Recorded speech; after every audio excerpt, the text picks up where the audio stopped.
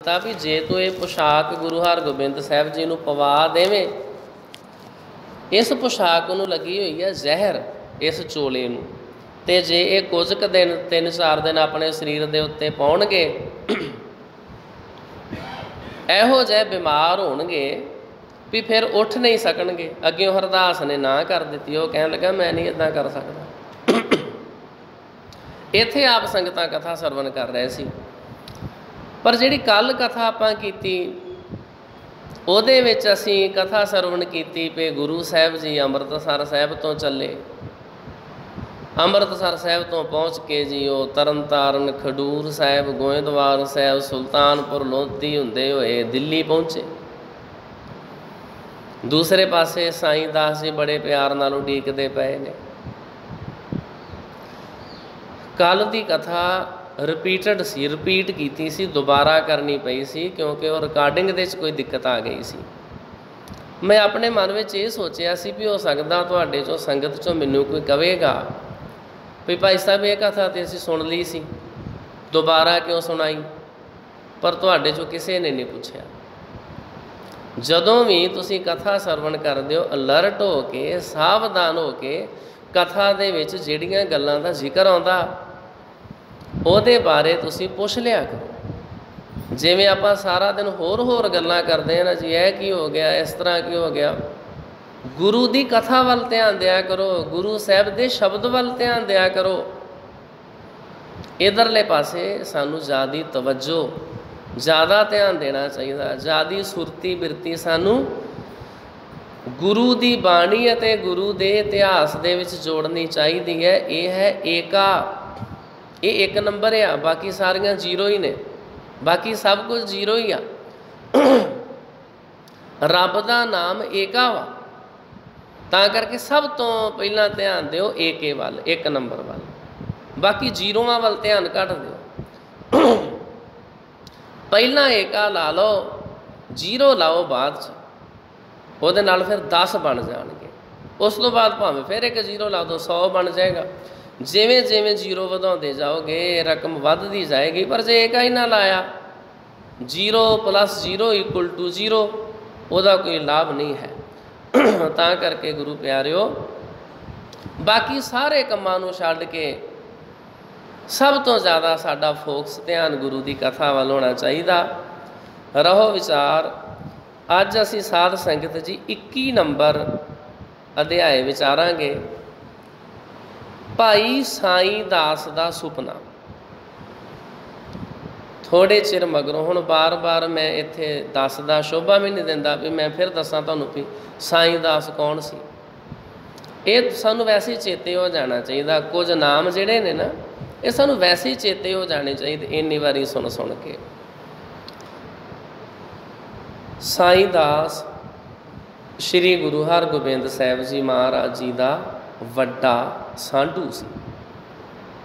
थोड़े चिर मगरों साईं दास की अख खुली, तरबक के उठ बैठे, इधर उधर तक के कहते हैं कि ये सुपना सी, परमेश्वर करे सुपना हो जाए। शुक्र है ये सुपना सी, ये कह के अखां खोल के चंगी तरह डिठा, सुपना निश्चय हो गया। पर सुपने का असर दिल पर कुछ ऐसा पिया कि अजे दिल उसे ही असर हेठा है, अजे दिल उसे ही असर हेठा है। प्रेम देई ने पूछया, क्यों लाल जी सुखता है। ये हुण प्रेम देई कौन है? श्री गुरु हरगोबिंद साहिब जी महाराज जी की सस का नाम आ। प्रेम देई ने पूछया, क्यों लाल जी सुखता है। अपने घर जवाई नूं पूछया। भाई साईं दास जी उन्होंने घरे रहिंदे सी, क्योंकि श्री गुरु हरगोबिंद साहिब जी महाराज जी की जिहड़ी सुपत्नी सी ये दोनों भैणां ही सी। साईं दास ने कहा सुख है, चित चंचल है, भजन नहीं करता, ते लोकां नाल चर्चा विच लग जाता है, फिर माड़ा प्रभाव उदाले छा जाता है, जो नींद विच भी आद पाउंदा है। वेखो भाई साईं दास जी दस रहे ने भी मेरा मन भजन नहीं करता, ਇਹ ਲੋਕਾਂ ਨਾਲ ਚਰਚਾ ਦੇ ਵਿੱਚ ਪਿਆ ਰਹਿੰਦਾ, ਇਹਦੇ ਨਾਲ ਫਿਰ ਮਾੜਾ ਪ੍ਰਭਾਵ ਉਦਾਲੇ ਛਾ ਜਾਂਦਾ। ਜੋ ਕੁਝ ਦਿਨੇ ਚਰਚਾ ਕਰਦੇ ਰਹਿੰਦੇ ਆ, ਰੌਲਾ ਰੱਪਾ ਪਾਉਂਦੇ ਰਹਿੰਦੇ ਆ, ਉਹੀ ਕੁਝ ਮੁੜ ਕੇ ਸੁਪਨਾ ਉੱਦਾਂ ਦਾ ਹੀ ਆ ਜਾਂਦਾ, ਨੀਂਦ ਵਿੱਚ ਵੀ ਆਦ ਪਾਉਂਦਾ। ਕਿੱਡੀ ਮੂਰਖਤਾ ਹੈ। ਜਿਸ ਸ਼ੈ ਨਾਲ ਪਿਆਰੇ ਦੀ ਯਾਦ ਵਿੱਚ ਫਰਕ ਪਵੇ ਉਹ ਕਰ ਹੀ ਲਈਦੀ ਹੈ, ਕਰਨੀ ਚਾਹੀਦੀ ਨਹੀਂ, ਇਹ ਵੀ ਭੁੱਲ ਹੈ। ਪਰ ਹੱਸ਼ਾ खबरे रजा की है, या मते अपनी भुल होवे, अपनी भुल मननी चंगी है, क्योंकि सावधानता बनी रहिंदी है। मेरा बदन टुट जिहा गया है ते नींद नाल भी हौला नहीं होया। ओहो तुसी सारिਆਂ अजे प्रसाद नहीं पाया ते मेरे पिछे इत्थे उडीक कर रहे हो। देखो वाहिगुरू दा सिमरन छड्ड के होर पासे लग्गियां किन्नी खेचल वधदी है। हशा चलो चलिए, पिता जी खिमा करनी, बड़ी खेचल हुई है। इसे तरह आपो विच गल्लां करदे घर पहुँचे, प्रसाद छकन लगे। तद साईं दास तो छकिया नहीं जाता। नरैण दास जी बोले। नरैण दास जी गुरु हरगोबिंद साहब जी महाराज जी दे सौरा साहब का नाम है। नरैण दास लाल जी अज रोटी नहीं खाते। साईं दास पिता जी लंघती नहीं। नरैण दास कुछ कारण। साईं दास सुपने दी दरेड़ ने भन घत्या है, और सुपने का दर्शन मुड़ मुड़ अखां अगे आउंदा है। नरैण दास ऐसा सुपना की सी? साईं दास कुछ नहीं, मेरे ही कर्मां या संकल्पां विकल्पां दे बुत बन बन के अखाड़ा मचा रहे होने हैं। नरैण दास आखिर जे सुपना है तां ख्याल छड्डो। साईं दास बड़ा छड्डदा हाँ, पर फिर याद आउंदा है। नरैण दास सुपना की है? साईं दास की दसां, दसदियां जी खुसदा है। ये कहंदे ही नेत्र भर आए। सारे प्रसाद छक लवो, तद वेले हो के गल्लां करांगे। सुपने अक्सर मन का विकार हुंदे हन। जो मन सुपने विच खबरे बाहर नूं सटदा है, भरम है, होर की है। नरैण दास हुंदा तां इदां ही है, पर सुपने विच जे चित एकाग्र होवे तद कई वेर सुपने कुछ अर्थ वाले भी हुंदे हन। साईं दास ठीक है। इन्ने तक प्रसाद छकिया गया। कुछ उगल निगल के साईं दास ने भी 4 गराइयां पा लीतियां।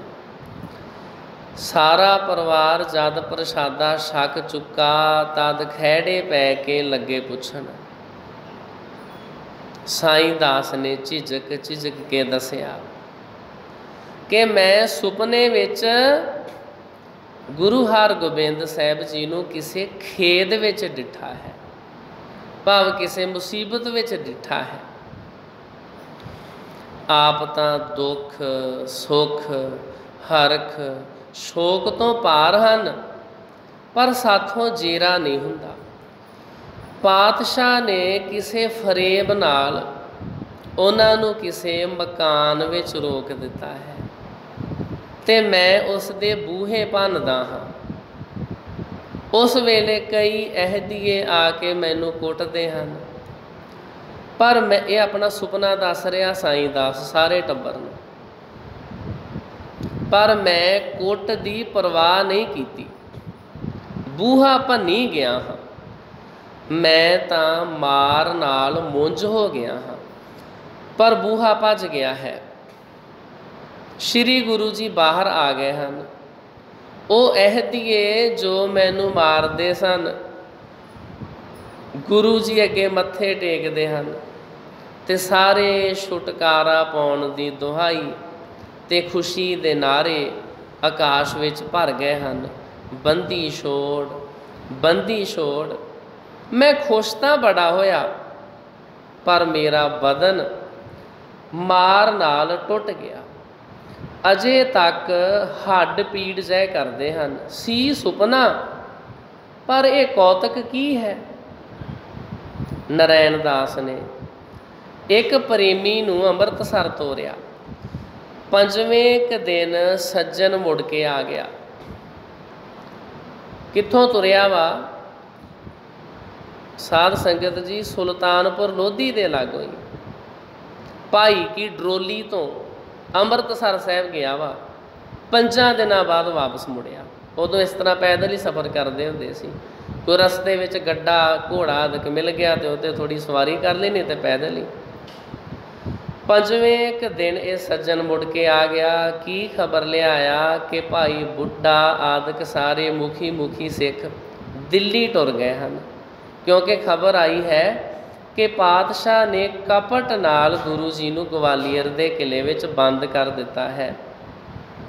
ਮਾਤਾ ਗੰਗਾ ਜੀ ਨੇ ਵਿਆਕੁਲ ਹੋ ਕੇ ਸਾਰੇ ਸਿਆਣੇ ਕਰਨੀ ਵਾਲੇ ਪਿਆਰੇ ਤੋਰ ਦਿੱਤੇ ਹਨ। ਆਪ ਆਸਣ ਵਿਛਾ ਕੇ ਬੈਠ ਗਏ ਹਨ।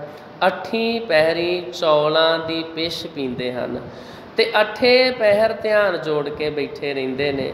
ਸਾਡੀ ਬੀਬੀ ਵੀ ਇਸੇ ਤਰ੍ਹਾਂ ਦੂਸਰੇ ਕਮਰੇ ਵਿੱਚ ਪ੍ਰਾਰਥਨਾ ਵਿੱਚ ਬੈਠੀ ਰਹਿੰਦੀ ਹੈ। ਹਰ ਸਿੱਖ ਦੇ ਮੂੰਹ 'ਤੇ ਇਹ ਵਾਕ ਹਨ ਕਿ ਹੁਣ ਮੁਗਲਾਂ ਦੇ ਰਾਜ ਦਾ ਤੇਜ ਓਨਾ ਚਿਰ ਤੱਕ ਨਹੀਂ ਉਤਰੇਗਾ ਜਿੰਨਾ ਕੁ ਖਿਆਲ ਸੀ, ਕਿਉਂਕਿ ਪਰਮੇਸ਼ਰ ਦੀਆਂ ਨਿਰ ਅਪਰਾਧ ਜੋਤਾਂ ਨਾਲ ਕਟਕ ਦੇ ਜ਼ੁਲਮ ਸ਼ੁਰੂ ਹੋ ਗਏ ਹਨ। ਪਾਤਸ਼ਾਹਾਂ ਦੇ ਦਿਲ ਵਿੱਚ ਤਵੱਸਬ ਨਹੀਂ ਚਾਹੀਦਾ, ਨਾ ਸੁਣੀ ਸੁਣਾਈ ਉੱਤੇ ਇਤਬਾਰ ਤੇ ਗੁੱਸੇ ਵਿੱਚ ਆ ਕੇ ਅਤਿਆਚਾਰ ਕਰਨਾ ਚਾਹੀਦਾ ਹੈ। ਜੋ ਪੂਰੀ ਤਰ੍ਹਾਂ ਨਿਆਂ ਨਹੀਂ ਕਰਦਾ ਉਹ ਪਾਤਸ਼ਾਹ ਜ਼ਾਲਮ ਹੈ। ਜੋ ਜ਼ੁਲਮ ਕਰਦਾ ਹੈ ਪਰਜਾ ਉਸ ਤੋਂ ਦੁਖੀ ਹੋ ਜਾਂਦੀ ਆ। ਜਦ ਪਰਜਾ ਦੁੱਖ ਉਠਾਉਂਦੀ ਹੈ ਤਦ ਰਾਜ ਕਦੇ ਛੇਤੀ ਕਦੇ ਚਿਰਕਾ ਨਸ਼ਟ ਹੋ ਜਾਂਦਾ ਹੈ। ਇਹ ਸਮਾਚਾਰ ਸੁਣ ਕੇ ਸਾਰੇ ਸਹਿਮ ਗਏ। ਸਾਰਿਆਂ ਦੇ ਮਨ ਪਰਮੇਸ਼ਰ ਦੇ ਭਾਣੇ ਦੇ ਉਦਾਲੇ ਭੰਬੀਰੀਆਂ ਵਾਂਗੂ ਭੌਂਦੇ ਹਨ, ਪਰ ਪੈਰ ਨਹੀਂ ਟਿਕਦੇ। ਪ੍ਰੇਮ ਡੋਰ ਤੁਣ ਕੇ ਮਾਰਦੀ ਹੈ। ਕਦੇ ਸ਼ੁਕਰ ਕਰਦੇ ਹਨ ਕਿ ਵਾਹਿਗੁਰੂ ਨੇ ਜੋ ਕੁਝ ਕੀਤਾ ਹੈ ਭਲਾ ਹੈ, ਸ਼ੁਕਰ ਹੈ। ਕਦੇ ਪਿਛਲੇ ਸਤਿਗੁਰਾਂ ਦੀਆਂ ਹੋਣੀਆਂ ਯਾਦ ਆ ਕੇ ਜੀ ਡੋਲਦਾ ਹੈ ਕਿ ਕਿਤੇ ਉਹ ਰੰਗ ਫੇਰ ਨਾ ਜੰਮੇ ਜਿਵੇਂ ਸ਼੍ਰੀ ਗੁਰੂ ਅਰਜਨ ਸਾਹਿਬ ਜੀ ਮਹਾਰਾਜ ਜੀ ਨੂੰ ਜ਼ਾਲਮਾਂ ਨੇ ਲਾਹੌਰ ਦੇ ਵਿੱਚ ਸੱਦ ਕੇ ਤੇ ਸ਼ਹੀਦ ਕਰ ਦਿੱਤਾ ਸੀ। ਅੱਗੇ ਤਾਂ ਲਾਹੌਰ ਸੀ, ਐਤਕੀ ਦੂਰ ਲੈ ਗਏ ਹਨ। ਜੋ ਸਿੱਖ ਕਿਤੇ ਗੁੱਸਾ ਖਾ ਕੇ ਦੁੱਖ ਨਾ ਦੇਣ। ਇਸ ਤਰ੍ਹਾਂ ਦੇ ਹਾਲ ਵਿੱਚ ਕੁਛ ਸਮਾਂ ਬੀਤਿਆ। ਸਾਰੇ ਪਿੰਡ ਵਿੱਚ ਇਹ ਖਬਰ ਧੁੰਮ ਗਈ। ਲੱਗੇ ਪਿਆਰੇ ਲਗਾਤਾਰ ਆਉਣ। ਲੋਢੇ ਪੈਰ ਦੇ ਸਤਸੰਗ ਦੇ ਮਗਰੋਂ ਦੀਵਾਨ ਵਿੱਚ ਇਹੋ ਚਰਚਾ ਛਿੜੀ ਕਿ ਕੀ ਕੀਤਾ ਜਾਏ।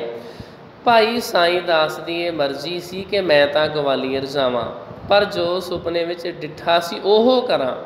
ਜਾਂ ਤਾਂ ਪਿਆਰੇ ਨੂੰ ਛੁਡਾ ਲਿਆਵਾਂ ਜਾਂ ਜੋ ਬਣੇ ਸੋ ਝੱਲੀ ਜਾਵਾਂ।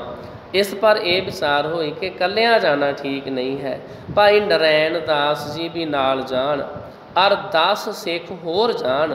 ਸੋ 12 ਪ੍ਰੇਮੀ ਤਾਂ ਇੱਧਰ ਤਿਆਰ ਹੋਏ ਤੇ 10 ਨੇ ਇਹ ਜ਼ਿੰਮਾ ਲਿਆ ਕਿ ਅਸੀਂ ਬੀਬੀ ਰਾਮੋ ਤੇ ਮਾਈ ਪ੍ਰੇਮ ਦਈ ਨੂੰ ਦਮੋਦਰੀ ਤੇ ਮਾਤਾ ਗੰਗਾ ਜੀ ਪਾਸ ਛੱਡ ਆਵਾਂਗੇ, ਕਿਉਂਕਿ ਜੋ ਇਸ ਸੰਕਟ ਵਿੱਚ ਉਹਨਾਂ ਦੇ ਪਾਸ ਹੋਣਾ ਬਹੁਤ ਲੋੜੀਂਦਾ ਹੈ। ਮਾਤਾ ਦਮੋਦਰੀ ਜੀ ਸ਼੍ਰੀ ਗੁਰੂ ਹਰਗੋਬਿੰਦ ਸਾਹਿਬ ਜੀ ਮਹਾਰਾਜ ਦੀ ਸੁਪਤਨੀ। ਪਿੰਡ ਵਾਲਿਆਂ ਨੇ ਸਲਾਹ ਕੀਤੀ ਵੀ ਮਾਤਾ ਦਮੋਦਰੀ ਜੀ ਦੇ ਕੋਲ ਉਹਨਾਂ ਦੀ ਮਾਤਾ ਪ੍ਰੇਮ ਦੇਈ ਤੇ ਉਹਨਾਂ ਦੀ ਵੱਡੀ ਭੈਣ ਬੀਬੀ ਰਾਮੋ ਨੂੰ ਉਹਨਾਂ ਦੇ ਕੋਲ ਛੱਡ ਆਉਣੇ ਆ ਅੰਮ੍ਰਿਤਸਰ ਸਾਹਿਬ, ਤਾਂ ਕਿ ਇਸ ਸੰਕਟ ਦੀ ਘੜੀ ਵਿੱਚ ਇੱਕ ਦੂਜੇ ਨੂੰ ਆਸਰਾ ਦੇਣਗੇ। ਕਿਉਂਕਿ ਗੁਰੂ ਹਰਗੋਬਿੰਦ ਸਾਹਿਬ ਜੀ ਮਹਾਰਾਜ ਤੇ ਗਵਾਲੀਅਰ ਦੇ ਕਿਲੇ ਵਿੱਚ ਕੈਦ ਨੇ, ਪਿੱਛੋਂ ਉਹਨਾਂ ਦਾ ਮਨ ਨਾ ਡੋਲੇ। ਭਾਵੇਂ ਗੁਰੂ ਕੇ ਘਰ ਕੋਈ ਕਮੀ ਨਹੀਂ ਹੈ, ਪਰ ਪ੍ਰੀਤਮਾ ਦੇ ਦੁੱਖ ਵੇਲੇ ਪਿਆਰਿਆਂ ਤੋਂ ਕਦ ਸੁੱਖ ਨਾਲ ਘਰ ਬੈਠਾ ਜਾਂਦਾ ਹੈ। ਇਹ ਸਲਾਹ ਪੱਕੀ ਹੋ ਕੇ ਅਗਲੇ ਦਿਨ ਪਿੰਡ ਦੀ ਚਹਿਲ ਪਹਿਲ ਤੁਰ ਗਈ। ਸਤ ਸੰਗ ਦੇ ਮੁਕਟ ਮਣੀ ਤਾਂ ਗਵਾਲੀਅਰ ਨੂੰ ਤੁਰ ਗਏ, ਤੇ ਮੋਤੀ, ਬੀਬੀ ਰਾਮੋ, ਬੀਬੀ ਦਮੋਦਰੀ ਪਾਸ। ਪਿੱਛੇ ਜੋ ਪ੍ਰੇਮੀ ਰਹੇ ਸਭ ਨੇ ਕੰਮ ਕਾਜ ਘਟਾ ਕੇ 2-2 3-3 ਪਹਿਰ ਧਰਮਸ਼ਾਲ ਵਿੱਚ ਰਹਿਣਾ। ਅਰਦਾਸੇ ਕੀਰਤਨ ਕਰਨੇ ਤੇ ਪਾਠ ਕਰਨੇ। ਇੱਕ ਭੋਗ ਪਵੇ ਦੂਸਰਾ ਅੱਗੋਂ ਧਰ ਦਿੱਤਾ ਜਾਵੇ।